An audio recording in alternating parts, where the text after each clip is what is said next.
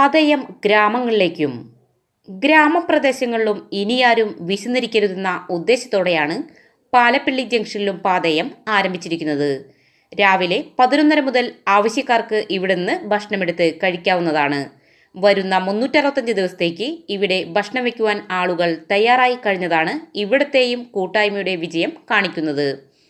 എല്ലായിടത്തും ഇത്തരത്തിൽ വിശന്നിരിക്കുന്നവർക്ക് ഭക്ഷണം നൽകുവാൻ സംവിധാനങ്ങൾ ഉണ്ടാവണമെന്ന് പാതയം പാലപ്പിള്ളി ജംഗ്ഷനിൽ ഉദ്ഘാടനം ചെയ്തുകൊണ്ട് കൊരട്ടി SHO BK അരുൺ അഭിപ്രായപ്പെട്ടു. നോക്കുമ്പോൾ ആ അന്യ സംസ്ഥാനത്തു നിന്നും വന്ന കുറച്ച് കർണാടകയിലെ ബസ് തൊഴിലാളികളായിരുന്നു അവരോട് കഴിച്ചോ എന്ന് ചോദിച്ചപ്പോൾ അവർ പറഞ്ഞത്, സാർ ഞങ്ങൾ ഭക്ഷണം അന്വേഷിച്ച് നടക്കുകയാണെന്നാണ്. അതുപോലെ തന്നെ നമ്മൾ നേരത്തെ പറഞ്ഞ പോലെ ബോർഡർ സ്റ്റേഷനാണ്. എറണാകുളം തൃശ്ശൂർ ബോർഡറിലേക്ക് വാഹനങ്ങൾ കടന്നു വരുമ്പോൾ പാസ് ഉണ്ടെങ്കിലേ കയറ്റി വിടാവൂ എന്ന് പറഞ്ഞിട്ടുണ്ട്. അപ്പോൾ ചരക്ക് വാഹനങ്ങൾ പോകുന്നുണ്ട്. 5 മണിക്ക് ശേഷം അവർക്ക് ഫുഡ് കിട്ടാത്തൊരവസരം ഉണ്ടായിരുന്നു.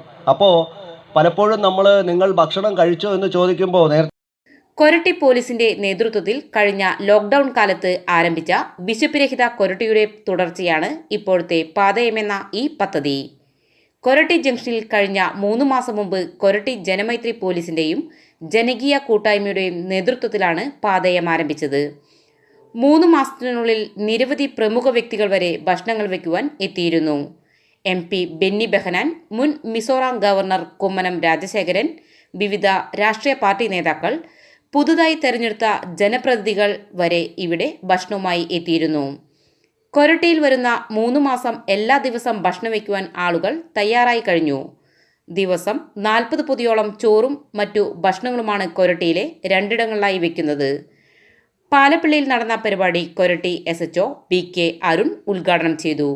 മേലൂർ ഗ്രാമപഞ്ചായത്ത് പ്രസിഡന്റ് MS സുനിത അധ്യക്ഷത വഹിച്ചു.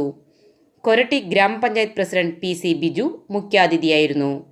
കൊരട്ടി പഞ്ചായത്ത് വൈസ് പ്രസിഡന്റ് ഷൈനി ഷാജി, മേലൂർ പഞ്ചായത്ത് അംഗം ബാസന്തി ചന്ദ്രൻ, ബ്ലോക്ക് മെമ്പർ ഇന്ദിര പ്രകാശൻ, സംഘാടകരായ KC Shaiju, PK Sundaran, KN Venu, TA Ramakrishnan, KA Shailajan തുടങ്ങിയവർ സംസാരിച്ചു.